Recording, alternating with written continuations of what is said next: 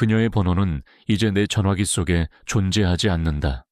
아니, 정확히는 수신 차단이라는 차가운 이름표를 단 채 회색빛 무덤 속에 갇혀 있다. 내가 직접 그 번호를 지우고 차단하고 내 세상에서 영원히 추방시켰다. 그런데도 나는 매일 밤 술에 취해 비틀거리며 이 텅 빈 대저택에 돌아올 때마다 마치 홀린 사람처럼 전화기를 꺼내든다. 그리고는 이미 외울 대로 외워버린 그 11자리 숫자를 더듬더듬 누른다. 오, 수, 현. 심장이 목구멍까지 차오르는 이름. 고객님께서 전화를 받을 수 없어. 차가운 기계음이 귓가를 파고들 때마다 나는 부서질 듯 전화기를 꽉 움켜쥔다. 그래, 받을 수 없겠지. 받아서는 안 되지.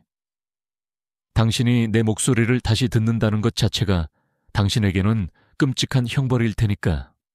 나는 소파에 몸을 던지며 중얼거렸다. 수연아, 제발, 무엇을 제발이라는 것일까? 전화를 받아달라는 걸까? 아니면 나를 용서해달라는 걸까? 혹은 이 지옥 같은 고통을 멈춰달라는 애원일까? 나조차도 알 수 없었다. 눈을 들자거실 벽 한가운데를 차지한 거대한 가족 사진이 보였다. 2년 전, 내 오만함이 하늘을 찌르던 시절에 찍은 사진이다.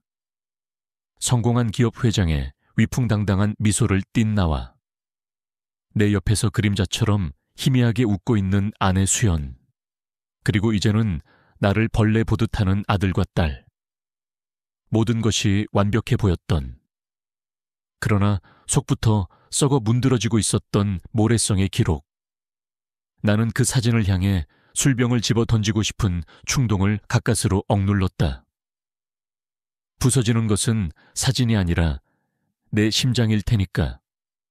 모든 것을 잃고 나서야 깨닫게 된 것들이 유령처럼 이 집 안을 떠돌고 있었다. 2년 전, 나의 아침은 세상 모든 성공한 남자들의 그것과 다르지 않았다. 새벽 6시 정각. 알람이 울리기도 전에 몸이 먼저 반응했다. 밤새 흐트러짐 없이 유지된 최고급 이탈리아산 수트가 나를 기다리고, 아내 수연은 언제나처럼 1시간 전에 일어나 내 동선에 맞춰 모든 것을 준비해 두었다. 갓 내린 원두커피의 향긋한 내음, 적당한 온도로 데워진 우유, 그리고 신문 경제면에 헤드라인, 내 이름 이강진 석자가 박힌 기사가 한 면을 장식하는 날도 드물지 않았다. 여보, 아침 드세요. 결혼 20년 차 아내의 목소리는 파도 없는 호수처럼 잔잔했다. 그녀는 언제나 그랬다. 내 기분을 살피고, 내 필요를 예측하고, 내 그림자 뒤에서 조용히 움직였다. 젊은 시절. 그녀의 그런 모습은 사랑스러웠다. 나를 향한 헌신이라 믿었다. 하지만 48배 내게 아내의 그 고요함은 답답한 공기처럼 느껴졌다. 그 안에는 어떠한 열정도, 설렘도, 심지어는 작은 파문조차도 없었다. 나는 신문을 뒤적이던 손을 멈추고 무심하게 물었다. 오늘 저녁 약속 기억하고 있지? JK그룹 김 회장이랑. 그럼요. 당신이 좋아하는 넥타이도 따로 꺼내놨어요. 회색 바탕에 푸른색 사선으로 된 거요. 역시나 그녀는 내 취향, 내 일정, 내 모든 것을 완벽하게 꿰뚫고 있었다. 칭찬을 해야 마땅한 일이었지만 어쩐지 맥이 빠졌다. 나는 그녀가 그 넥타이 말고 오늘은 기분 전환으로 다른 걸 매보는 건 어때요? 라고 말해주길 바랐던 걸까? 아니면 김 회장 만나는 거 피곤하지 않겠어요? 제가 좋아하는 식당에서 둘이 조용히 저녁 먹고 싶어요 라고 투정이라도 부려주길 바랐던 걸까? 그래, 수고해. 내 입에서 나온 말은 고작 그것뿐이었다. 고맙다거나 당신밖에 없다는 말은 이미 오래전에 내 언어 목록에서 사라졌다. 우리는 부부라기보다는 잘 짜인 시스템의 두 부품 같았다. 나는 밖에서 돈을 벌고 명예를 가져오는 부품. 아내는 안에서 그 모든 것이 삐걱거리지 않게 기름칠을 하는 부품. 회사로 향하는 차 안에서 나는 창밖으로 스쳐 지나가는 풍경을 무감각하게 바라봤다. 내가 이룬 것들이었다. 하늘을 찌를 듯 솟은 빌딩들. 그중 가장 높은 곳에 자리한 내 사무실. 수많은 직원들이 내 이름 앞에서 고개를 숙이고, 경쟁자들은 내 이름만 들어도 긴장했다. 나는 맨손으로 시작해 이 모든 것을 이룩한 신화 그 자체였다. 부족한 것이 없었다. 그런데 왜 이렇게 공허할까? 마치 잘 닦인 유리잔 안에 갇힌 기분이었다. 밖에서 보기엔 투명하고 반짝이며 완벽해 보이지만 그 안은 텅 비어 아무런 소리도 울리지 않는, 나는 이따금씩 그 유리잔에 작은 균열이라도 생기기를, 그래서 무언가 새로운 공기가 안으로 흘러들어오기를 은밀히 바랐는지도 모른다. 그날 오후 중요한 프레젠테이션이 있었다. 신도시 개발 프로젝트의 향방을 가를 결정적인 자리였다. 나는 평소처럼 자신감 넘치게 단상에 올랐고 모든 것은 내 예상대로 흘러갔다. 투자자들의 고개가 긍정적으로 끄덕여지고 내 말 한마디 한마디에 감탄사가 터져 나왔다. 성공은 또다시 내 것이 될 터였다. 모든 것이 끝나고 만족감에 젖어 사무실로 돌아왔을 때 비서가 수줍게 보고했다. 회장님, 기획팀의 한유라 씨가 꼭 드릴 말씀이 있다고 합니다. 한유라. 낯선 이름이었다. 기획팀에 그런 직원이 있었던가. 들여보내 잠시 후 문을 열고 들어온 것은 앳된 얼굴의 젊은 여직원이었다. 이제 갓 27이나 되었을까. 그녀는 긴장한 기색이 역력했지만 그 눈빛만은 당돌할 정도로 반짝이고 있었다. 그녀는 내 앞에서 깊이 고개를 숙였다. 회장님, 오늘 프레젠테이션 정말 감명 깊게 봤습니다. 의례적인 칭찬이겠거니 생각하며 나는 건성으로 고개를 끄덕였다. 하지만 그녀의 다음 말은 내 허를 찔렀다. 특히 경쟁사들이 간과했던 환경 영향 평가 부분을 역으로 활용해서 친환경 도시라는 콘셉트를 부각하신 부분은 정말 소름이 돋을 정도였습니다. 마치 전쟁터에서 적의 무기를 빼앗아 내 무기로 쓰는 것 같았어요. 나는 잠시 할 말을 잃었다. 그녀는 단순한 감상을 말하는 것이 아니었다. 내 전략의 핵심을 정확하게 꿰뚫어 보고 있었다. 지난 몇 주간 내가 밤을 새워가며 고민했던, 그 누구도 알아주지 않았던 디테일한 부분까지 나는 처음으로 그녀의 얼굴을 제대로 쳐다봤다. 생기 넘치는 눈, 지적인 분위기, 그리고 나를 향한 순수한 존경심으로 가득한 표정. 그 순간 단단하게 닫혀있던 내 마음의 유리잔에 아주 미세한 금이 가는 소리가 들렸다. 그것이 모든 비극의 시작이었다는 것을 그때 나는 알지 못했다. 나는 그저 텅 빈 내 세상에 울린 작은 파문이 신선하고 흥미로울 뿐이었다. 그 파문이 거대한 해일이 되어 내 모든 것을 집어삼킬 것이라고는 꿈에도 상상하지 못했다. 한유라라는 이름은 그날 내 머릿속에서 작은 돌멩이처럼 맴돌다 인해 사라졌다. 똑똑한 신입사원, 그 이상도 이하도 아니었다. 나는 다시 완벽하게 짜인 내 일상이라는 궤도로 복귀했다. 하지만 한번 금이 간 유리잔은 아무리 멀쩡해 보여도 작은 충격에 와르르 무너져 내리는 법이다. 내 삶의 균열은 눈에 보이지 않았을 뿐 이미 집 안 곳곳에 거미줄처럼 퍼져 있었다. 특히 그 균열은 아내 오수연과 마주하는 모든 순간에 선명하게 느껴졌다. 저녁 식사 시간은 언제나 고요했다. 최고급 대리석 식탁 위에는 값비싼 그릇과 정갈한 음식들이 오케스트라처럼 완벽하게 배치되어 있었다. 수연은 내가 좋아하는 갈치조림을, 내가 요즘 건강을 신경 쓴다며 염도를 정확히 맞춘 나물들을 내놓았다.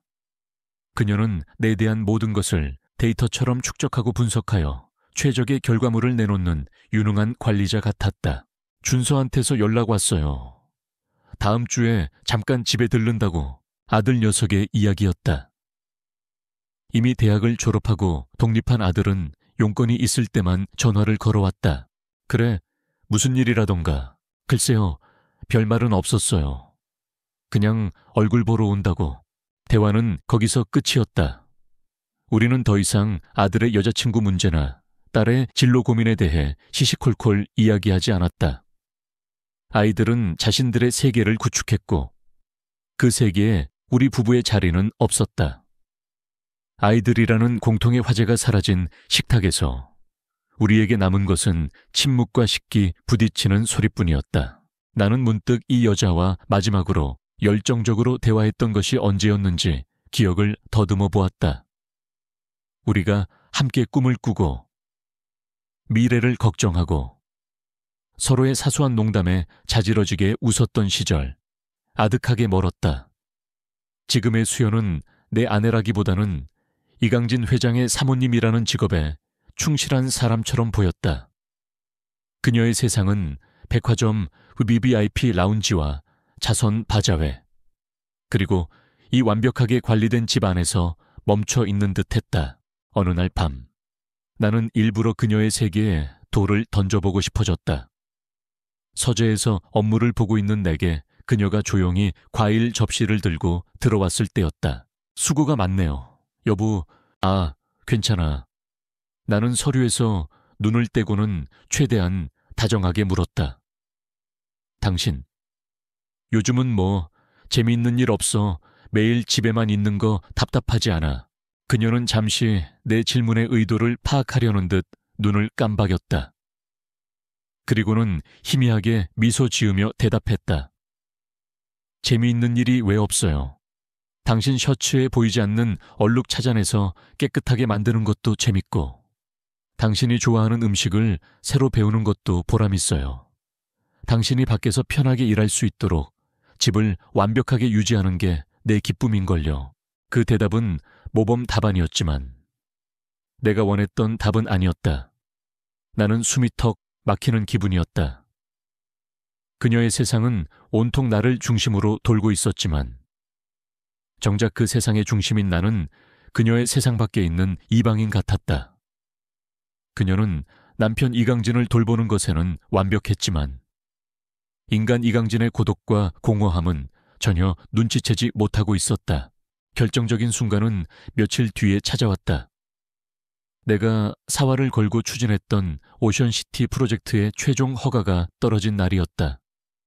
지난 3년간 내 모든 것을 쏟아부은 내 사업 인생의 정점이라 할 만한 대역사였다. 나는 오랜만에 가슴이 벅차올라 평소보다 이른 시간에 집으로 향했다. 아내에게 이 기쁨을 가장 먼저 알리고 싶었다. 어쩌면 오늘 밤만큼은 우리가 예전처럼 서로를 마주보며 웃을 수 있지 않을까 하는 멍청한 기대감을 품고서 나왔어. 흥분으로 들뜬 내 목소리에 수연이 현관으로 마중 나왔다. 어머, 오늘 일찍 오셨네요. 무슨 좋은 일 있어요? 좋은 일 정도가 아니지. 나는 외투를 벗어 던지며 외쳤다. 드디어 됐어. 드디어 해냈다고. 수연은 어리둥절한 표정으로 나를 바라봤다. 네, 뭐가요? 순간 심장이 쿵 하고 바닥으로 떨어지는 기분이었다. 나는 믿을 수 없다는 듯 되물었다. 뭐가라니? 당신 정말 몰라. 내가 지난 3년 동안 밤낮 없이 매달렸던 거. 오션시티 오늘 최종 허가 났다고. 그제야 그녀의 얼굴에 하는 표정이 스쳐 지나갔다. 그 바닷가에 뭐 짓는다는 거요? 잘 됐네요. 여보, 정말 축하해요. 고생 많았어요. 그녀는 진심으로 축하해 주었다. 하지만 그녀의 말투는 마치 이웃집 아들이 시험에 합격했다는 소식을 들은 사람처럼 담담했다. 내게 오션시티는 단순한 건물이 아니었다. 나의 꿈과 야망, 내 모든 것이 담긴 분신과도 같은 것이었다. 그런데 그녀는 그 프로젝트의 이름조차 제대로 기억하지 못하고 있었다. 나는 아무 말도 할 수 없었다. 온몸의 힘이 쭉 빠져나가는 기분이었다. 와인이라도 터뜨리며 자축하려던 계획은 산산조각 났다. 나는 그대로 서재로 들어가 문을 잠갔다. 수연이 문 밖에서 몇 번 나를 불렀지만 대답하지 않았다. 어둠 속에서 나는 깨달았다. 우리는 같은 공간, 같은 침대에서 몸을 맞대고 살아가지만 실은 각자 다른 세상에 살고 있다는 것을. 그녀의 세상에서 나는 존경스럽고 고마운 남편일지 모르지만 내 치열한 전쟁터와 그 안에서의 고뇌는 존재하지 않았다. 나는 깊은 외로움에 휩싸였다. 이 거대한 성공의 기쁨을 나눌 사람이 없다는 사실이, 이 넓은 집에 나 혼자뿐이라는 사실이 뼈저리게 다가왔다. 그때 책상 위에 놓아둔 휴대폰이 짧게 진동했다. 회장님, 오늘 뉴스 봤습니다. 오션시티 프로젝트 최종 허가. 진심으로 축하드립니다. 회장님의 3년이 드디어 빛을 보네요. 오늘만큼은 세상에서 가장 행복한 밤이 되시길 바랍니다. 기획팀 한유라 드림. 짧은 문자 메시지였다. 하지만 그 안에는 오션시티라는 정확한 이름과 3년이라는 구체적인 시간이 담겨 있었다. 그녀는 알고 있었다. 내 노력과 내 시간을. 나는 한참 동안 그 메시지를 들여다봤다. 문 밖에서는 아내의 조용한 발소리가 멀어지고 있었다. 안과 밖, 빛과 어둠. 이해와 무관심 보이지 않던 균열이 그날 밤. 내 눈앞에서 시커먼 시면의 입을 벌리고 있었다. 나는 나도 모르게 그 시면을 향해 한 발짝 다가서고 있었다. 한유라의 문자는 내 마음에 작은 파문을 일으켰지만 나는 애써 그것을 무시했다. 그저 똑똑하고 눈치 빠른 신입사원의 아부일 뿐이라고 치부했다. 그러나 며칠이 지나도록 3년이라는 단어는 끈질기게 내 머릿속을 맴돌았다. 아내조차 기억하지 못하는 나의 시간을, 얼굴도 제대로 기억나지 않는 젊은 직원이 알아주었다는 사실이 기묘한 위안과 함께 서글픔을 안겨주었다. 그러던 어느 금요일 저녁이었다. 홍콩의 투자자들과의 화상회의를 막 끝낸 참이었다. 갑작스러운 기술적 결함으로 중요한 데이터 일부가 누락되는 사고가 터졌다.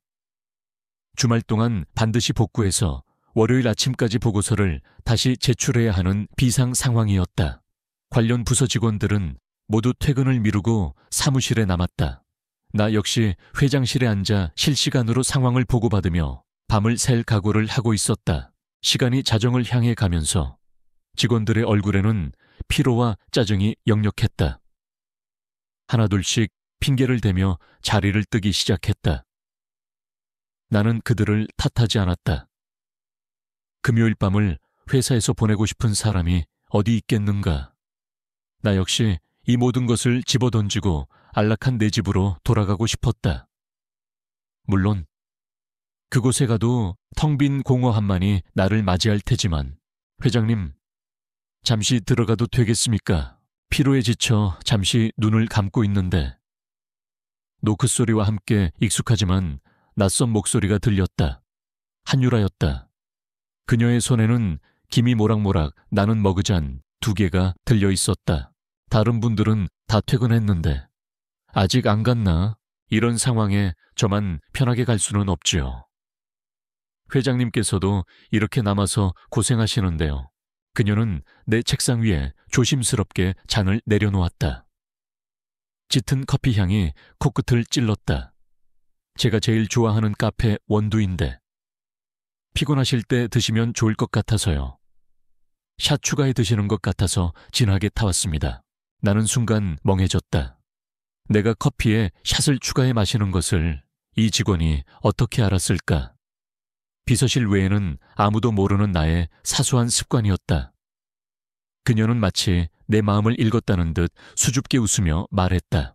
평소 회장님께서 회의에 들어오실 때마다 드시는 커피를 유심히 봤습니다. 항상 남들보다 한 뼘은 더 깊은 생각을 하시는 것 같아서 아마 카페인도 그만큼 더 필요하실 거라고 생각했어요. 그것은 아부를 넘어선 관찰의 결과물이었다. 그녀는 나라는 사람을, 내 행동을, 내 습관을 궁금해하고 의미를 부여하고 있었다. 아내 수연이 나의 건강을 위해 커피를 줄이라고 말할 때와는 전혀 다른 종류의 관심이었다. 수연의 관심이 의무라면 유라의 관심은 호기심으로 느껴졌다. 나는 몇 년 만에 처음으로 누군가에게 이성으로서 관찰당하고 있다는 사실에 미묘한 흥분을 느꼈다. 고맙군. 나는 무뚝뚝하게 말하며 커피를 한 모금 마셨다. 정확히 내가 좋아하는 농도와 온도였다. 그때였다. 창밖에서 갑자기 후두둑 하는 소리가 들리더니 이내 장대 같은 비가 쏟아지기 시작했다. 마치 하늘의 구멍이라도 뚫린 듯한 기세였다. 나와 그녀는 동시에 창밖을 바라봤다. 거대한 통유리창 너머로 도시의 불빛들이 빗줄기에 번져 흐릿하게 보였다. 비가 많이 오네요. 그녀가 조용히 말했다. 그러게 어색한 침묵이 흘렀다. 텅 빈 사무실. 쏟아지는 빗소리. 그리고 은은한 커피향. 이 모든 것이 뒤섞여 묘한 분위기를 만들어냈다. 우리는 함께 밤을 새워 문제를 해결했고 동이 틀 무렵에야 겨우 보고서를 완성할 수 있었다. 밖은 아직도 거센 비가 내리고 있었다. 이 시간에 이 비 속에 택시도 잘 안 잡힐 텐데. 나는 시계를 한번 보고는 무심한 척 말했다. 집이 어디 방향이지? 내가 태워다 주지. 그것은 상사로서 베풀 수 있는 당연한 호의라고 스스로를 합리화했다. 하지만 내 심장이 평소보다 조금 빠르게 뛰고 있다는 것을 부정할 수는 없었다. 폐를 끼칠 수는 없습니다. 회장님, 됐어. 어카거글 맙스 API 1키. 피 가는 길이야. 타. 내 강권에 그녀는 마지못해 고개를 끄덕였다. 지하 주차장에서 내 차의 조수석 문이 열리고 그녀가 조심스럽게 올라탔을 때 우리의 관계는 이미 돌이킬 수 없는 선을 넘어가고 있었다.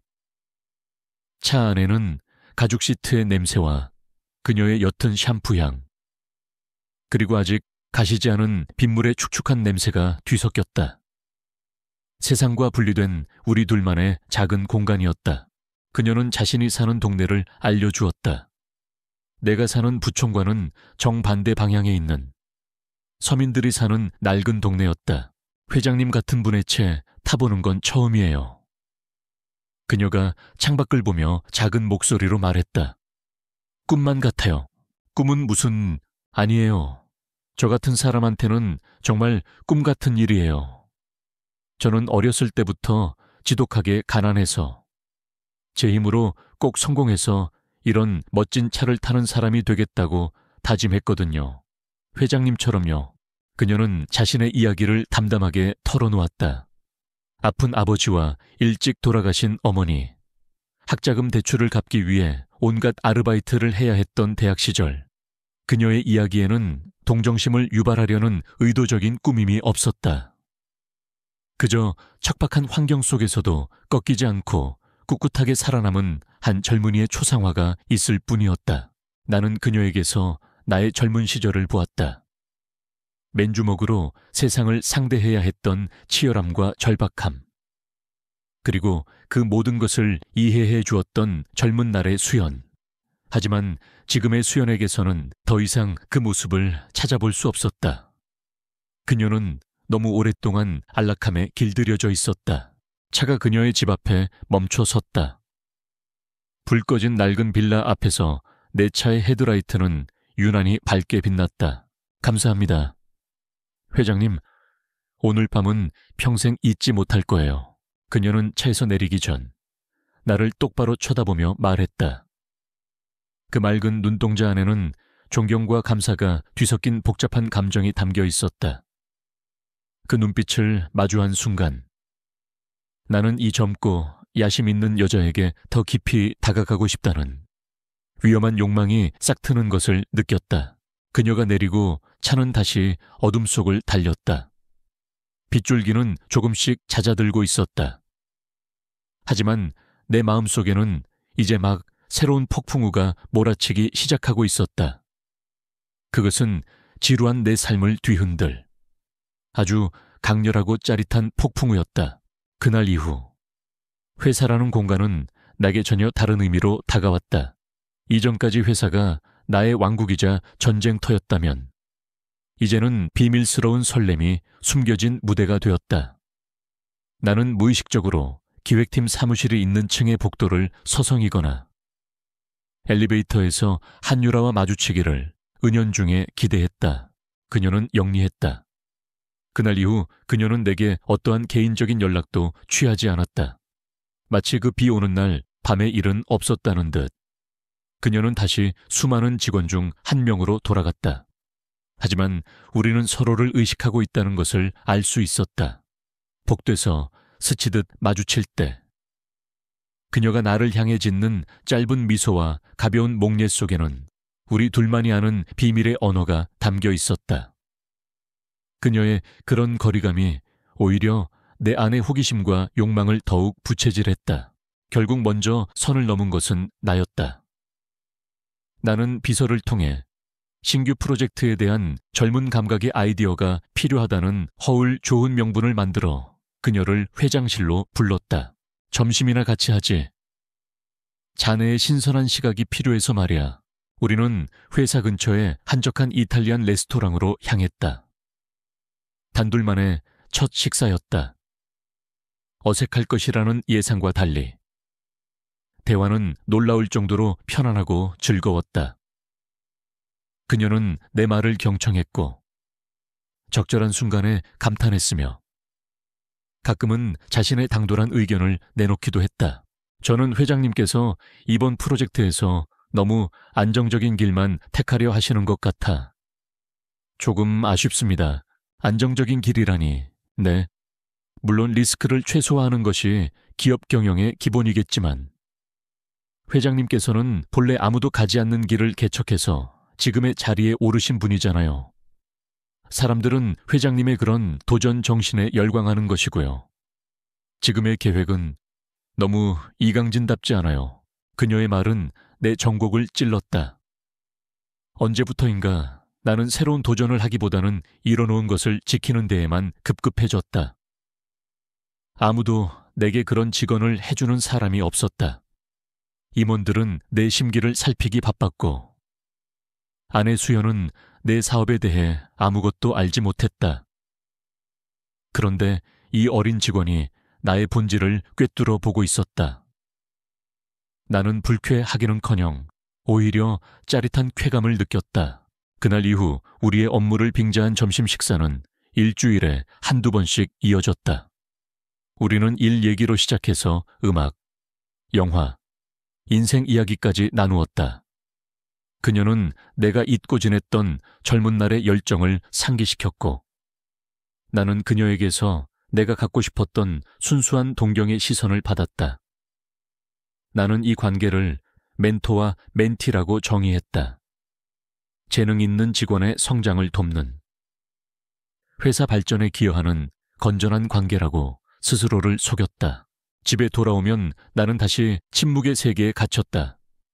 유라와 나눴던 생기 넘치는 대화의 잔상이 가시기도 전에 수연의 고요한 얼굴과 마주해야 했다. 오늘 점심은 뭐 드셨어요? 언젠가 수연이 무심하게 물었다. 나는 순간 심장이 철렁했다. 아, 그냥 임원들하고 간단하게. 첫 거짓말이었다. 너무나도 쉽게 나왔다. 수연은 아무런 의심 없이 고개를 끄덕였다. 그녀의 그 순진한 믿음이 그 순간에는 고맙기보다 답답하게 느껴졌다. 당신 남편이 지금 밖에서 다른 여자와 웃고 떠들고 있는데 당신은 아무것도 모르는구나.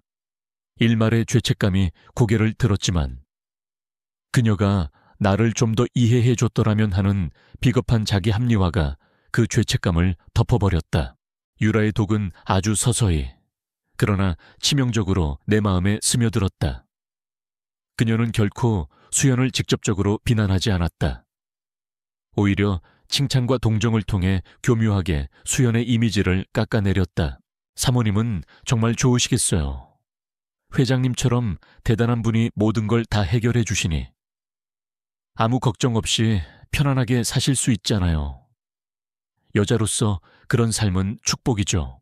그녀의 말은 표면적으로는 아내에 대한 부러움이었지만 그 속에는 당신의 아내는 당신의 노고를 모르는 철없는 여자라는 날카로운 가시가 숨어 있었다. 그 말을 들은 날 밤, 나는 거실 소파에 앉아 클래식 음악을 듣고 있는 수연의 뒷모습을 보며 문득 생각했다. 정말 그런가? 저 여자는 내가 밖에서 얼마나 치열하게 싸우고 있는지 아무것도 모른 채 그저 평화롭게 살고 있는 건가? 또 어떤 날은 내가 사소한 일로 짜증을 내자 그녀는 걱정스러운 얼굴로 나를 위로했다. 회장님, 힘드신 일 있으셨군요. 밖에서 폭풍우를 견디고 온 남자는 집에서만큼은 따뜻한 햇살 아래서 쉬어야 하는데 제가 사랑하는 사람이 회장님처럼 지쳐 보인다면 저는 제 모든 걸 다해서라도 그 사람의 안식처가 되어줄 거예요. 그녀는 아내라면 마땅히 그래야 한다고 말하지 않았다. 그저 나라면 그랬을 것이라고 말했을 뿐이다. 하지만 그 말은 내게 당신 아내는 당신의 안식처가 되어주지 못하고 있다는 선고처럼 들렸다. 나는 점점 더 유rek에 중독되어 갔다. 그녀와의 만남은 사막의 오아시스 같았다. 그녀와 함께 있으면 나는 여전히 뜨거운 심장을 가진 남자였지만 집에 돌아오면 나는 그저 돈 버는 기계, 무미건조한 남편일 뿐이었다. 그날 저녁에도 나는 수연과 말없이 식사를 하고 있었다. 땡, 땡, 땡. 벽에 걸린 괴종시계 소리만이 정막을 깨고 있었다. 그때 주머니 속 휴대폰이 짧게 진동했다. 유렉에서 온 메시지였다. 오늘 점심때 하셨던 말씀. 계속 생각났어요. 회장님의 고독한 뒷모습이 자꾸 아른거려서. 오늘 밤은 부디 편안한 밤 되세요. 나는 나도 모르게 입가에 희미한 미소를 띄었다. 내 맞은편에 앉은 수연이 고개를 들었다. 무슨 좋은 일 있어요? 웃으시네요. 나는 황급히 표정을 감추며 대답했다. 아니, 그냥 회사 일 때문에 두 번째 거짓말이었다. 그리고 나는 그 순간 깨달았다. 나는 이미 돌아올 수 없는 강을 건너고 있다는 것을. 죄책감은 희미해지고 금지된 과일의 달콤함만이 혀끝을 감돌았다. 나는 내 아내를 정면으로 마주한 채 다른 여자가 주는 위안에 몰래 미소 짓고 있었다. 그것이 내 영혼이 서서히 좀먹기 시작하는 순간이었다. 한유라라는 존재는 이제 내 삶의 비밀스러운 일부가 되었다. 그녀는 더 이상 단순한 부하 직원이 아니었다. 그녀는 내 지친 영혼의 피난처였고 잊고 있던 남성성을 일깨워주는 자극제였으며 무엇보다 나를 세상에서 가장 위대한 남자로 느끼게 해주는 거울이었다. 나는 그 거울에 비친 내 모습에 완벽하게 도취되었다. 어느 날 오후 우리는 늘 만나던 호텔 라운지에서 마주 앉았다. 그런데 그날따라 그녀의 얼굴이 유난히 어두웠다. 긴 소매 블라우스 아래로 살짝 드러난 손목에는 희미한 붉은 자국이 보였다. 내가 무심코 그쪽으로 시선을 돌리자 그녀는 화들짝 놀라며 소매를 끌어내려 감추었다. 무슨 일 있어? 안색이 안 좋아. 아닙니다. 회장님, 아무것도 아니에요. 그녀는 애써 미소를 지었지만 그 눈빛은 금방이라도 울음을 터뜨릴 것처럼 흔들리고 있었다. 나는 집요하게 캐물었다. 내 안의 보호 본능이 꿈틀거렸다. 내 여자, 내 사람으로 인식하기 시작한 존재가 고통받는 것을 용납할 수 없었다. 한참을 망설이던 그녀는 마지못해 입을 열었다. 헤어진 지 한참 된 옛 남자친구의 이야기였다. 병적으로 집착이 심했던 그가 아직도 자신을 잊지 못하고 주변을 맴돌며 괴롭힌다는 것이었다. 오늘 아침에도 회사 앞에서 기다리고 있었어요. 다시 만나주지 않으면 가만두지 않겠다고. 그녀는 말을 잇지 못하고 입술을 깨물었다. 하지만 이건 제 문제예요. 제가 알아서 해결해야 해요. 회장님께 걱정을 끼쳐드려 정말 죄송합니다. 그녀는 연약했지만 동시에 강인해 보이려 애썼다. 그 모습은 내 마음을 더욱 강하게 흔들었다. 나는 거대한 힘을 가진 남자가 되어 이 가녀린 여자를 모든 위협으로부터 지켜주고 싶다는 강렬한 충동에 사로잡혔다. 세상 모든 것을 다 가진 나였지만 누군가에게 이토록 절실한 기사 나이트가 되어본 적은 없었다. 나는 즉시 내가 아는 사람을 통해 그 남자의 신상 정보를 알아보게 하고 다시는 그녀 앞에 나타나지 못하도록 조용히 하지만 확실하게 처리했다. 며칠 뒤 그녀는 내게 눈물을 글썽이며 고맙다고 말했다. 회장님은 제 생명의 은인이에요. 어떻게 이 은혜를 다 갚아야 할지 갚을 필요 없어. 내 사람이 힘든 일을 겪는 걸 보고만 있는 건 내 방식이 아니니까. 날 사람. 그 말이 자연스럽게 튀어나왔다. 그녀는 그 말에 감격한 듯한 표정을 지었다. 그 순간 우리의 관계는 단순한 밀회를 넘어 구원자와 피보호자라는 강력한 서사로 덧칠해졌다. 그녀의 보호자가 되면서 나는 아내 수연을 바라보는 시선이 더욱 차가워졌음을 느꼈다. 유라가 세상에 거친 풍파와 싸우고 있을 때 수연은 온실 속 화초처럼 고고하게 자신의 평화만을 누리고 있는 것처럼 보였다. 그녀의 평온한 일상이 이기적으로 느껴지기 시작했다. 결혼기념일이 다가왔다. 예전 같았으면 비서에게 지시해 적당한 선물을 준비하고 근사한 레스토랑을 예약했을 것이다. 하지만 그 해에는 아무것도 하고 싶지 않았다.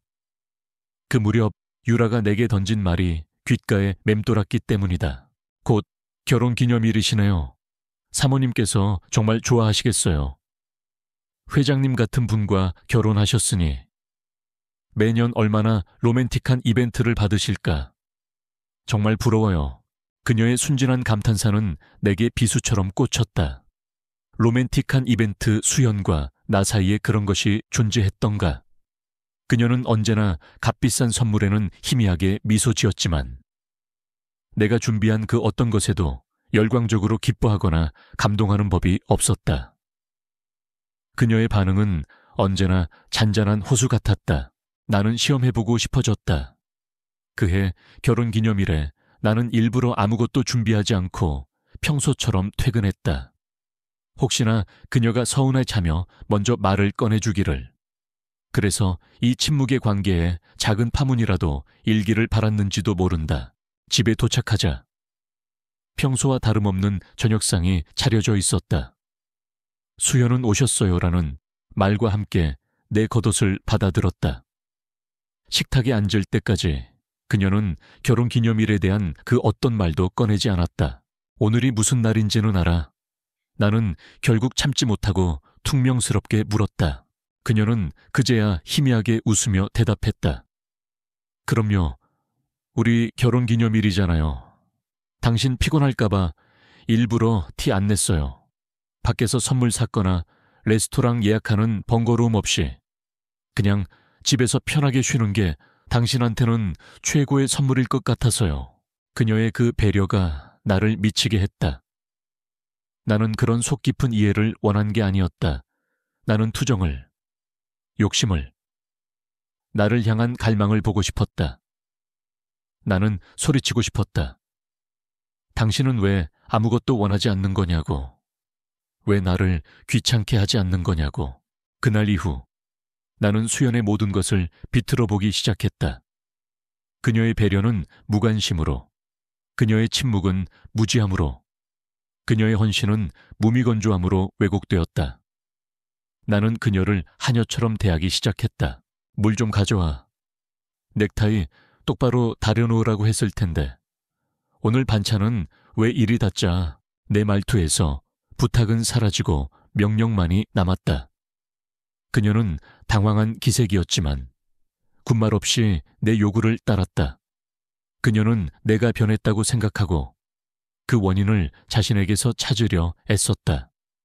더 완벽하게 나를 돌보려 했고 더 조심스럽게 내 기분을 살폈다. 그리고 그녀가 그렇게 노력할수록 나는 그녀에게서 더욱 멀어져 갔다. 그녀의 모습은 생기 넘치고 당돌한 유라와 비교되어 더욱 초라하고 생명력 없어 보였다. 아내의 초상화는 내 마음속에서 이미 검은 물감으로 완전히 뒤덮여 버렸다. 나는 내 손으로 직접 그 그림을 망가뜨리고 있으면서 그림이 원래부터 흉측했다고 믿어버리는 어리석은 화가였다. 이성과 욕망의 아슬아슬한 줄타기는 결국 끊어지고 말았다. 짐승은 한번 우리 밖으로 풀려나면 다시는 제 발로 돌아가지 않는 법이다. 계기는 부산에서 열리는 해외 투자 설명회였다. 2박 3일의 출장이었고 공교롭게도 그 프로젝트의 실무 담당자는 한유라였다. 그녀가 동행하는 것은 너무나도 당연한 업무의 연장선이었다. 나는 내심 기뻐하는 자신을 발견하고는 애써 그 마음을 억눌렀다. 이것은 비즈니스일 뿐이라고 수십 번 되뇌었다. 부산의 밤은 서울과 다른 종류의 활기로 넘실거렸다. 투자자들과의 만찬은 성공적이었고 분위기는 화기애애했다. 나는 평소보다 많은 술을 마셨다. 취하고 싶었다. 어쩌면 술 기운을 핑계 삼아 마지막 남은 이성의 빗장을 풀어버리고 싶었는지도 모른다. 늦은 밤, 호텔로 돌아오는 차 안에서 나는 유라의 손을 잡았다. 그녀는 놀란 듯했지만 뿌리치지 않았다. 호텔 복도를 걸어 내 방 앞에 섰을 때 나는 멈춰 섰다. 그녀는 자신의 방으로 향하지 않고 나를 기다리고 있었다. 달빛이 스며드는 어두운 복도에서 우리는 아무 말도 없이 서로를 바라보았다. 더 이상의 말은 불필요했다. 그날 밤 우리는 연인이 되었다. 죄책감이 파도처럼 밀려왔다. 아내 수연의 얼굴, 나를 믿는 아이들의 얼굴이 눈앞을 스쳐 지나갔다. 하지만 그 죄책감은 곧이어 찾아온 지독한 쾌락과 해방감에 잠식당했다.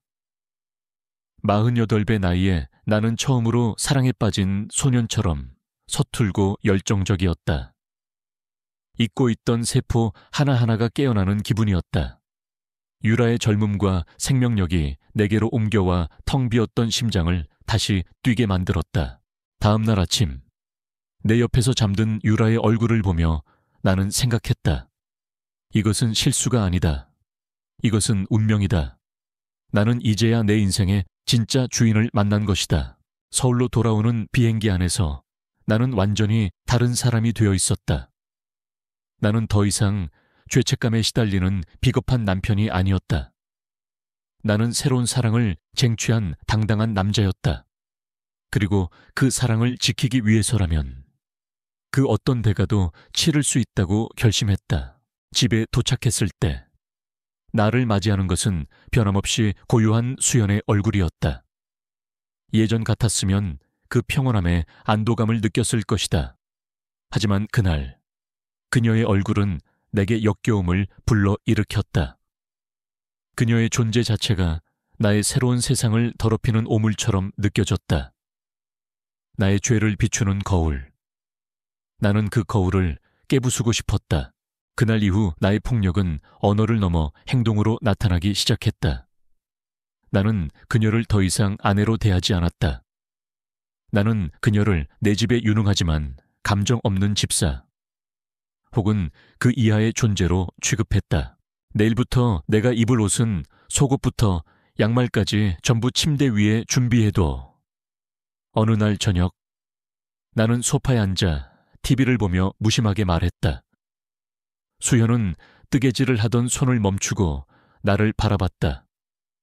네, 그건 제가 항상, 아니, 내가 지시하는 거야.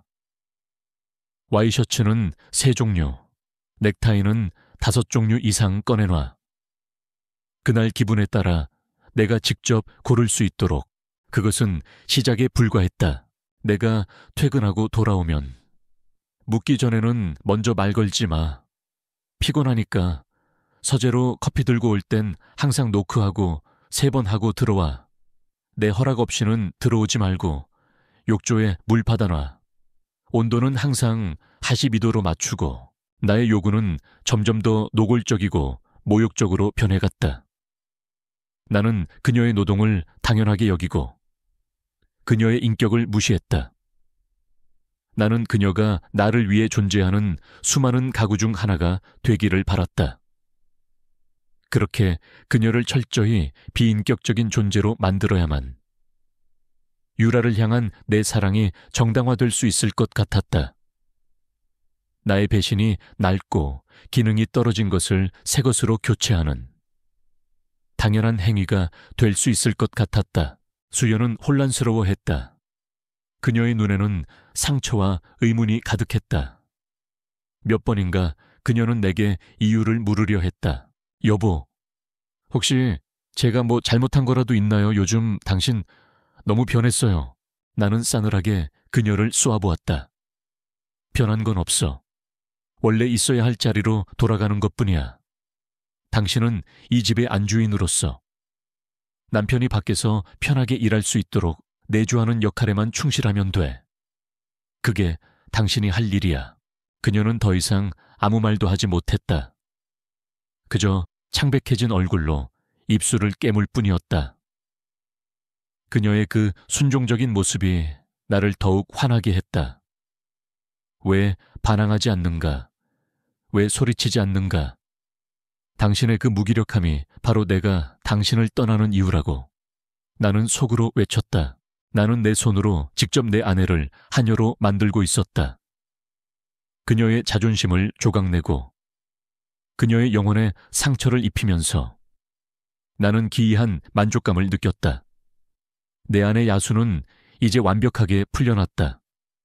그것은 아내의 고통을 먹이 삼아 점점 더 난폭하고 거대해지고 있었다.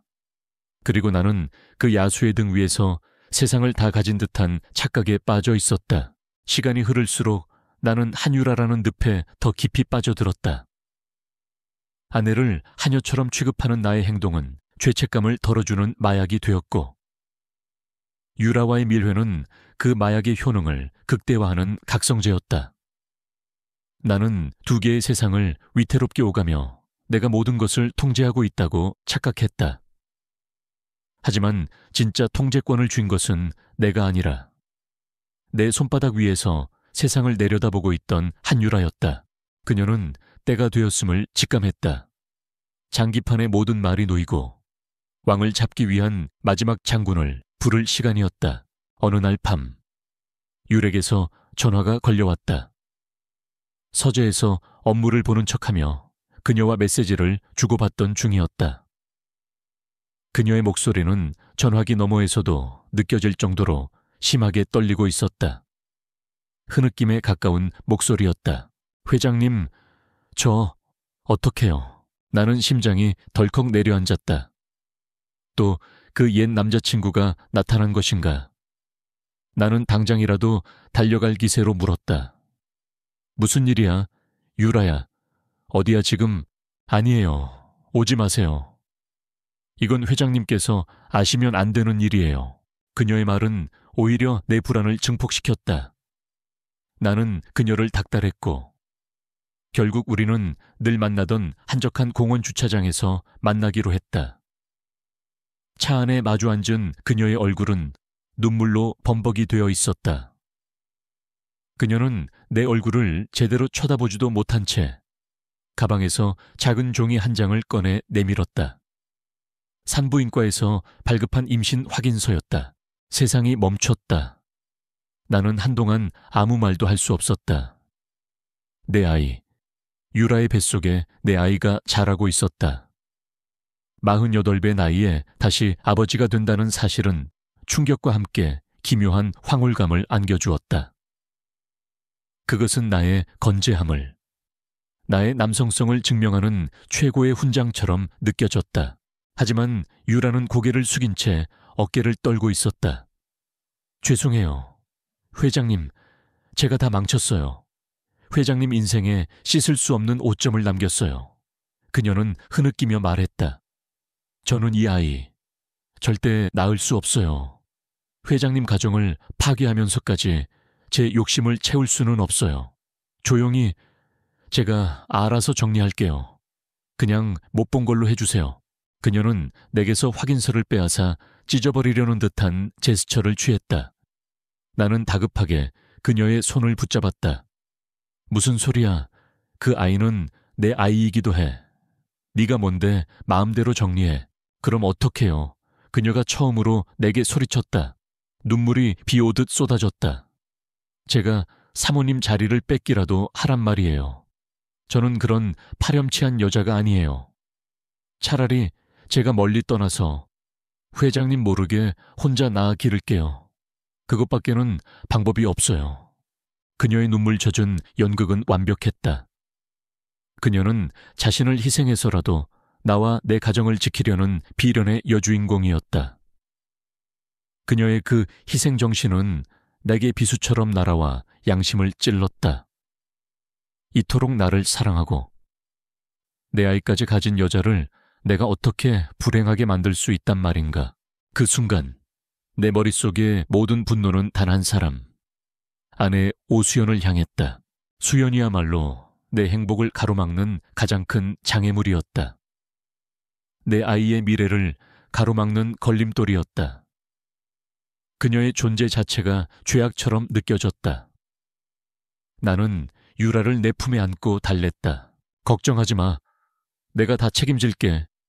너와 내 아이. 내가 반드시 지켜줄게. 아무 걱정 말고 나만 믿어. 나는 결심했다. 이 지긋지긋한 위선과 거짓의 관계를 끝내야 할 때가 왔다고. 그날 밤 나는 변호사를 통해 미리 준비해두었던 이혼 서류를 챙겨 집으로 향했다. 거실 소파에 앉아 나를 기다리고 있던 수연의 얼굴이 보였다. 나는 망설이지 않았다. 나는 테이블 위로 서류 봉투를 던졌다. 도장 찍어. 수연은 갑작스러운 상황에 놀라 나를 쳐다봤다.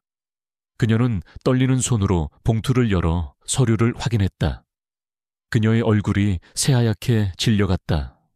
여보, 이게 대체 뭐예요? 보면 몰라 이혼 서류야. 이유가 뭐예요? 제가 뭘 잘못했나요? 그녀의 그 질문이 내 안의 마지막 이성의 끈을 끊어버렸다.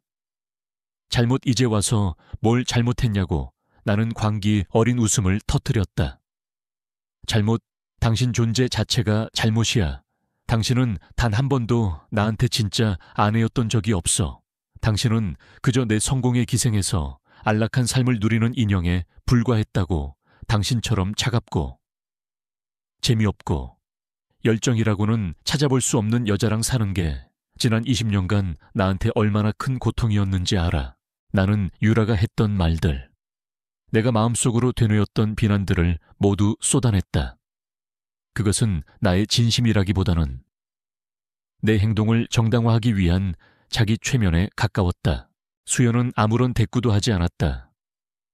그녀는 그저 창백한 얼굴로 나를 바라볼 뿐이었다. 그녀의 눈에 눈물이 고였다. 하지만 그녀는 울부짖거나 매달리지 않았다. 그녀의 그 침착함이 나를 더욱 미치게 만들었다. 그 여자 때문인가요? 그녀가 마침내 입을 열었다. 힘겹게 내뱉은 그 한마디는 날카로운 칼이 되어 내 심장을 찌르는 듯했다. 그래, 맞아. 나는 자포자기한 심정으로 소리쳤다. 그 여자는 적어도 나를 살아있다고 느끼게 해줘. 내 아이까지 가졌어. 이제 알겠어. 당신은 더 이상 이 집에 있을 이유가 없어. 위자료는 원하는 만큼 충분히 챙겨줄 테니 당장 도장 찍고 내 눈앞에서 사라져. 나는 내뱉지 말아야 할 마지막 말까지 내뱉어 버렸다. 이제 더 이상 돌아갈 길은 없었다. 수연의 눈에서 기어이 눈물 한 방울이 뺨을 타고 흘러내렸다. 그것은 절망의 눈물이었고 모든 것을 체념한 자의 눈물이었다. 나는 승리했다고 생각했다. 이 길고 지루한 연극의 막을 내렸다고. 하지만 그것은 단지 더 끔찍한 비극의 서막에 불과했다. 한국어 원문 글자 수 이노스 48, 타이의 PTUC 추억 파일을 기다리는 중입니다. 나는 호텔방에 앉아 있었다. 다음 날 아침이면 수연이 도장을 찍고 내 인생의 낡은 챕터가 완전히 끝날 것이라 믿어 의심치 않았다. 나는 율에게 전화를 걸어 모든 것이 순조롭게 진행되고 있다고, 곧 당신과 아이에게 완벽한 가정을 선물할 것이라고 속삭였다. 그녀는 전화기 너머에서 감격에 겨운 목소리로 나를 세상에서 가장 멋지고 책임감 있는 남자라고 불렀다. 나는 그 달콤한 찬사에 취해 내가 저지른 잔혹한 짓의 무게를 까맣게 잊고 있었다. 하지만 신은 때로 가장 오만한 자를 가장 비참한 방식으로 심판한다. 다음 날 오후, 아들 준서가 예정대로 집에 들렀다. 녀석은 거실에 망연자실하게 앉아있는 어머니의 모습을 보고 무언가 크게 잘못되었음을 직감했다. 어머니, 무슨 일 있으세요, 안색이? 아버지께서는 어디 가셨고요? 수연은 아무 말도 하지 않았다. 그저 텅 빈 눈으로 허공을 응시할 뿐이었다. 아들의 질문은 그녀의 귀에 닿지 않는 듯했다. 준서는 불안해졌다. 그는 나에게 수십 번 전화를 걸었지만 나는 유라와 미래의 아이방 인테리어를 보러 다니느라 받지 않았다. 분노한 준서는 내 서재에 있는 공용 컴퓨터를 켰다. 혹시나 이메일이나 메신저로 연락이 닿을까 싶어서였다. 그리고 녀석은 보고야 말았다. 내가 로그아웃하는 것을 잊은 페이스북 메신저 화면을. 그 화면에는 내 사랑 유라라는 이름으로 저장된 여자와 내가 나눈 구역질 나는 대화들이 고스란히 남아있었다. 한편 수연은 자신의 삶을 정리하기 위해 조용히 옷방으로 들어갔다. 20년의 세월이 담긴 물건들을 하나씩 상자에 담던 그녀의 손길은 무감각했다. 그때 서랍 깊숙한 곳에서 낯선 태블릿 PC 하나가 나왔다. 내가 사놓고 거의 쓰지 않아 존재조차 잊고 있던 것이었다. 마지막으로 지푸라기라도 잡는 심정이었을까? 그녀는 혹시나 이 모든 일의 이유를 알 수 있는 단서라도 있을까 싶어 전원을 켰다. 그리고 그녀는 발견했다. 내 계정과 연동된 클라우드 저장 공간을. 그 안에는 친구와의 수다라는 이름으로 저장된 음성 파일 하나가 있었다. 그것은 한유라가 자신의 친구와 통화한 내용을 녹음한 파일이었다. 아마도 나중에 내게 불리한 상황이 생길 경우를 대비해 혹은 그저 자신의 승리를 과시하고 싶어 녹음해 둔 모양이었다. 준서는 피가 거꾸로 솟는 기분으로 어머니에게 달려왔다. 어머니, 이 여자 때문에 아버지가 지금 이러시는 거예요. 그 순간 수연은 아들의 손에 들린 내 태블릿을 보았다. 그녀는 더 이상 침묵하는 피해자로만 남아있을 수 없다고 결심했다. 그녀는 아들을 조용히 앉히고 떨리는 손으로 음성 파일을 재생했다. 스피커에서 한유라의 목소리가 흘러나왔다. 내가 알던 그 상냥하고 가녀린 목소리가 아니었다. 교활함과 경멸이 가득 담긴 완전히 다른 사람의 목소리였다. 거의 다 넘어왔어. 그 늙은이. 외롭고 순진해서 구슬리기가 얼마나 쉬운지 몰라. 내가 조금만 불쌍한 척하면 좋아서 어쩔 줄을 모른다니까. 임신 당연히 가짜지. 그걸 진짜 믿더라. 자기 아이란 말에 아주 눈이 뒤집혔어. 추불피에 이혼만 하면 이 집도 회사도 전부 내 차지가 될 텐데. 그 아줌마 평생 누려온 거 이제 내가 다 누려야지. 불쌍하긴 뭐가 불쌍해. 자기가 남편 관리 못한 탓이지. 파일이 끝나자 서재 안에는 잠시 무거운 침묵이 흘렀다. 준서의 얼굴은 분노를 넘어 경악으로, 그리고 이내 아버지를 향한 깊은 경멸로 일그러졌다. 그는 곧바로 내게 전화를 걸었다. 이번에는 내가 받았다. 아버지, 지금 당장 집으로 들어오세요. 녀석의 목소리에는 아들이 아버지에게 보내는 최소한의 존중조차 담겨있지 않았다. 나는 감히 내게 명령하는 아들의 태도에 불쾌했지만 모든 것을 끝낼 시간이 왔다고 생각하고 집으로 향했다. 거실에 들어섰을 때 나를 기다리는 것은 수연과 준서의 돌처럼 차가운 얼굴이었다. 나는 이 상황을 주도하고 있다고 착각하며 말했다. 준서, 너도 와 있었구나. 잘됐다. 너희 어머니랑 얘기 끝냈으니 닥치세요. 준서가 내 말을 끊었다. 나는 내 귀를 의심했다. 이 자식이 지금 뭐라고? 이거나 보시죠. 당신이 말하는 그 위대한 사랑이 뭔지. 준서는 컴퓨터 화면을 내 쪽으로 돌렸다. 유라와 내가 나눈 메시지들이 화면을 가득 채우고 있었다. 나는 순간 당황했지만 이내 허세를 부리며 소리쳤다. 어른들 일이야 네가 상관할 바 아니. 그래요. 이건 어른들의 일이죠. 그때 수연이 입을 열었다. 그녀의 목소리는 놀라울 정도로 차분하고 냉정했다. 그녀는 내 손에 있던 태블릿을 들고 거실의 최고급 오디오 시스템에 연결했다. 당신은 그 여자가 당신의 진짜 사랑이고 당신 아이를 가졌다고 했죠. 그녀는 나를 똑바로 쳐다보며 말했다. 그 눈빛에는 더 이상 슬픔이나 원망이 없었다. 오직 차가운 연민만이 담겨 있었다. 그럼 그 여자의 진심을 우리 다 같이 한번 들어보죠. 그리고 그녀는 재생 버튼을 눌렀다. 거실 전체에 한유라의 목소리가 울려 퍼졌다. 그녀가 나를 늙고 순진한 멍청이라 비웃는 소리, 임신이 가짜라고 낄낄거리는 소리, 내 아내의 자리를 빼앗을 계획을 신나게 떠드는 소리, 내가 그토록 신성하다고 믿었던 모든 것들이 내 귀로 직접 듣는 그 잔인한 진실 앞에서 산산조각 나고 있었다.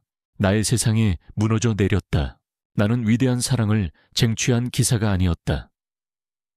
나는 그저 어린 여우의 술수에 놀아난 어리석고 추한 늙은이에 불과했다.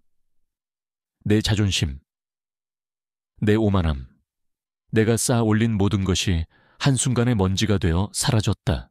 녹음이 끝나고 유라의 경박한 웃음소리가 마지막으로 울려 퍼진 뒤 거실에는 죽음과 같은 정적이 흘렀다. 나는 그 자리에 무릎을 꿇었다. 슬픔도 분노도 아니었다. 그것은 완전한 공백. 내 영혼이 산산조각 나버린 소리였다. 나는 텅 빈 눈으로 스피커와 얼음장 같은 표정의 아내와 아들을 번갈아 쳐다봤다. 내가 쌓아 올린 견고한 성벽이 무너져 내린 자리에는 벌거벗은 채 벌벌 떨고 있는 초라한 내 모습만이 남아있었다. 시간이 얼마나 흘렀을까? 나는 거실 바닥에 무릎 꿇은 채 꼼짝도 할 수 없었다. 한유라의 웃음소리는 이미 멎었지만 그 잔상은 독처럼 귓가에 남아 내 뇌수를 파고들었다. 나는 내가 지은 죄의 무게가 아니라 내가 당한 기만의 크기에 압도당해 있었다. 나는 사랑에 빠진 것이 아니었다. 그저 철저하게 조롱당하고 이용당했을 뿐이다. 수연아, 나는 쉰 목소리로 아내의 이름을 불렀다. 변명이라도, 사죄라도 해야 했다. 나는 몰랐다는 비겁한 말이라도 해야 했다. 하지만 수연은 더 이상 내 말을 듣지 않았다. 그녀는 나를 한번 내려다보았다. 그 눈빛에는 경멸도, 증오도 없었다. 그저 낯선 사람, 혹은 길바닥의 돌멩이를 보는 듯한 완전한 무관심만이 담겨 있었다. 그녀는 나를 지나쳐 2층으로 올라갔다. 잠시 후 그녀는 작은 여행 가방 하나만을 든 채 다시 내려왔다. 20년의 결혼 생활 동안 내가 사주었던 그 수많은 보석과 명품 가방, 화려한 옷들은 모두 그 자리에 남겨둔 채였다. 그녀는 이 집에서 자신의 모든 흔적을 이강진의 아내라는 허울을 벗어 던지고 있었다. 나는 본능적으로 일어나 그녀의 앞을 막아섰다. 팔을 붙잡았다. 가지마. 여보, 제발. 내가 잘못했어. 내가 다 잘못했어. 한 번만 용서해줘. 나의 애원은 비참하고 공허했다. 그녀는 붙잡힌 자신의 팔을 조용히 내려다보았다. 그리고는 처음으로 내 눈을 똑바로 마주하며 입을 열었다. 그녀의 목소리는 유리 조각처럼 차갑고 날카로웠다. 용서요, 바람을 피운 건 용서할 수 있을지도 모르죠. 하지만 난 당신의 어리석음을 용서할 수가 없어요. 그녀의 말은 내 심장을 그대로 관통했다. 내가 사랑하고 존경했던 이강진이라는 남자는 이토록 쉽게 어린 여자에 의해 속임수에 놀아나는 한심한 남자가 아니었어요. 당신이 파괴한 건 우리 가족이 아니에요. 당신이 파괴한 건 내가 한때 목숨처럼 사랑했던 한 남자에 대한 기억이에요. 그 남자는 이제 죽었어요. 나는 그저 그가 살던 유령의 집을 떠나는 것뿐이에요. 그녀는 내 손을 뿌리쳤다. 그것은 물리적인 힘이 아니라 모든 미련을 끊어내는 결연한 의지였다. 그녀의 말은 내가 저지른 배신보다 나의 존재 자체를 부정하는 가장 잔인한 형벌이었다. 그때까지 모든 것을 지켜보고 있던 아들 준서가 다가와 어머니의 가방을 넘겨받았다. 녀석은 나를 쳐다보지도 않았다. 마치 내가 그 공간에 존재하지 않는 투명 인간인 것처럼. 가시죠. 어머니, 소란에 잠이 깬 딸아이도 방에서 나왔다. 딸은 하얗게 질린 얼굴로 나와 어머니, 오빠를 번갈아 보더니 이내 모든 상황을 파악한 듯 조용히 다가와 어머니의 다른 쪽 팔을 부축했다. 단 한마디의 비난도, 질문도 없었다. 그 침묵의 외면이 수만 마디의 욕설보다 더 아팠다. 가족들은 그렇게 나를 그들의 세계에서 완벽하게 지워버렸다. 현관문이 닫히는 소리가 거대한 저택 안에서 천둥처럼 울렸다. 철컥하는 그 소리는 내 세상이 끝났음을 알리는 사형 선고였다. 나는 그 자리에 주저앉았다. 얼마나 시간이 흘렀을까? 나는 미친 사람처럼 한율에게 전화를 걸었다. 고객의 요청으로 착신이 정지되어 라는 기계음만 반복될 뿐이었다. 그녀는 이미 연기처럼 사라진 후였다. 분노와 허탈감에 나는 테이블 위에 모든 것을 쓸어버렸다. 값비싼 도자기와 크리스털 잔이 박살나는 소리가 났지만 내 마음속에 공허함을 채우지는 못했다. 그날 밤 나는 태어나서 처음으로 거대한 집 안에 완벽하게 혼자 남겨졌다. 나의 성공을 상징하던 이 화려한 공간은 이제 나를 가두는 차가운 감옥이 되었다. 모든 것이 수연의 손길이 닿은 물건들이었다. 그녀가 아끼던 화병, 그녀가 읽던 책, 그녀가 덮어주던 담요. 그것들은 이제 유령이 되어 나를 비웃고 나의 죄를 상기시켰다. 다음 날 아침 알람 없이 눈을 떴다. 지독한 숙취와 함께 밀려오는 것은 끔찍한 현실이었다. 주방에는 늘 나를 위해 준비되어 있던 커피향 대신 차가운 정적만이 흘렀다. 침실에는 칼같이 다려진 와이셔츠 대신 어젯밤 내가 벗어 던진 구겨진 옷가지가 널브러져 있었다. 내가 그토록 답답해하고 귀찮아했던 아내의 그 모든 일상이 사실은 내 세상을 떠받치고 있던 거대한 기둥이었음을 깨달았다. 그리고 나는 내 손으로 그 기둥을 무너뜨려 버렸다. 나는 비틀거리며 거실로 나왔다.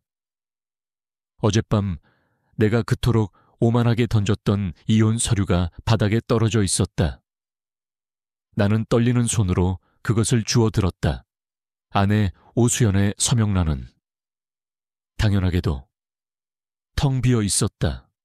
하지만 그 빈칸은 이제 내게 희망이 아니라 영원히 채울 수 없는 절망의 상징이 되었다. 나는 서류를 가슴에 품고 어린아이처럼 소리내어 울었다. 하지만 내 울음소리를 들어줄 사람은 이 세상 어디에도 더 이상 존재하지 않았다. 2년이 흘렀다. 시간은 모든 것을 무심하게 흘려보낸다지만 내게 지난 2년은 멈춰버린 시계와도 같았다. 나는 모든 것이 무너져 내렸던 그날의 거실에 여전히 갇혀 있었다.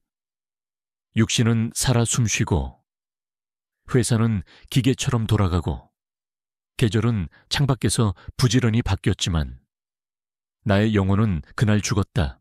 나는 한유라를 찾아내려 했다. 분노 때문이었는지 아니면 내 어리석음의 실체를 직접 확인하고 싶어서였는지 모른다. 하지만 그녀는 흔적도 없이 사라졌다.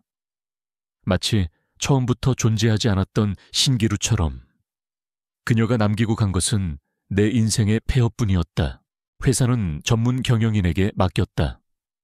한때 나의 심장이었던 일은 이제 아무런 의미도, 기쁨도 주지 못했다. 나는 유령처럼 회장실에 앉아 결제 서류에 기계적으로 서명을 할 뿐이었다. 직원들은 나를 어려워하면서도 그 눈빛 뒤에 숨겨진 동정과 경멸을 나는 느낄 수 있었다. 내 추문은 아름아름 퍼져나갔고 나는 성공한 사업가에서 어리석은 스캔들의 주인공으로 전락했다. 아이들과의 관계는 완전히 끊어졌다. 나는 수십 번, 수백 번 연락을 시도했다. 용서를 구하는 긴 문자 메시지를 보냈고 애원하는 음성 메시지를 남겼다. 아들은 단 한 번 답장을 보내왔다. 더 이상 어머니를 괴롭히지 마세요. 그 후로 아이들의 번호는 나에게 없는 번호가 되었다. 나는 아버지라는 이름마저 박탈당했다.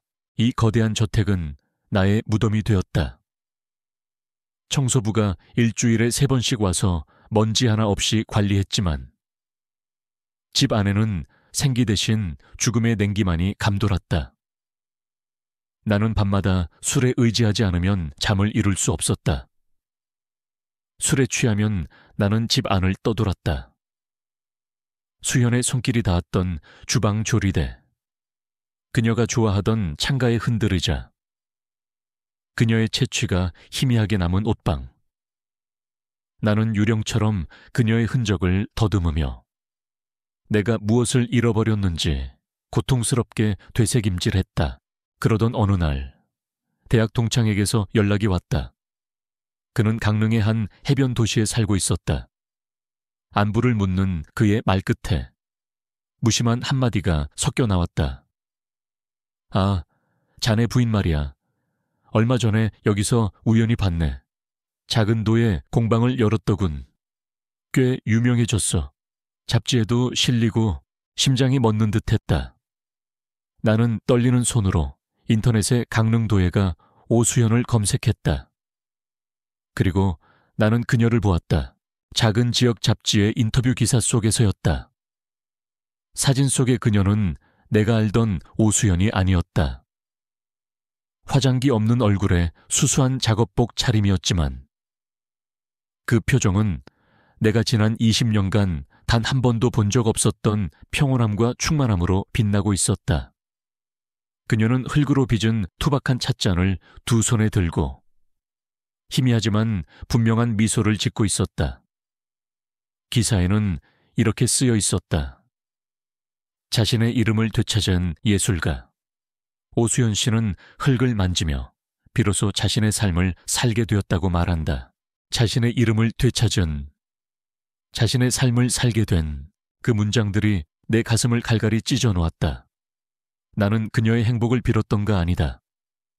나는 그녀가 나 없이는 불행할 것이라고, 언젠가는 나를 그리워하며 돌아올 것이라고 이기적으로 믿고 있었다. 하지만 그녀는 나라는 감옥을 벗어나 비로소 자유로워졌고 행복을 찾았다. 그녀의 행복에 나는 필요 없는 존재였다. 아니, 애초에 내가 그녀의 행복을 가로막는 가장 큰 장애물이었다. 그날 밤 나는 처음으로 술을 마시지 않았다. 나는 맑은 정신으로 내 죄와 마주해야만 했다. 서재 가장 깊숙한 곳에 넣어두었던 낡은 앨범을 꺼냈다. 그 안에는 25년 전 풋풋했던 우리의 웨딩 사진이 있었다. 세상 전부를 가진 듯 행복하게 웃고 있는 젊은 이강진과 수줍은 미소로 그를 바라보는 아름다운 오수연. 사진 속에 나를 향해 수연이 마지막으로 했던 말이 메아리처럼 울렸다. 내가 사랑했던 그 남자는 이제 죽었어요. 그녀의 말이 맞았다. 사진 속에 저 남자는, 꿈과 열정으로 빛나던 저 청년은 내가 오래전에 내 손으로 직접 죽여버렸다. 나는 그의 시체 위에서 오만과 욕망의 성을 쌓아 올렸고 결국 그 성과 함께 무너져 내렸다. 나는 사진을 가슴에 품었다. 이제 나는 안다. 이것은 끝나지 않을 형벌이라는 것을. 나의 남은 생은 이 텅 빈 집에서 영원히 메아리칠 후회와 함께 살아가는 것이리라. 아침이 오고 또 밤이 오고 계절이 수없이 바뀌어도 나는 언제나 그날의 거실에 홀로 남아 내가 버린 천국을 그리워하며 울부짖을 것이다. 그것이 내가 받아야 할 마땅한 벌이었다. 한국어 원문 글자 수 2366. 이야기 끝.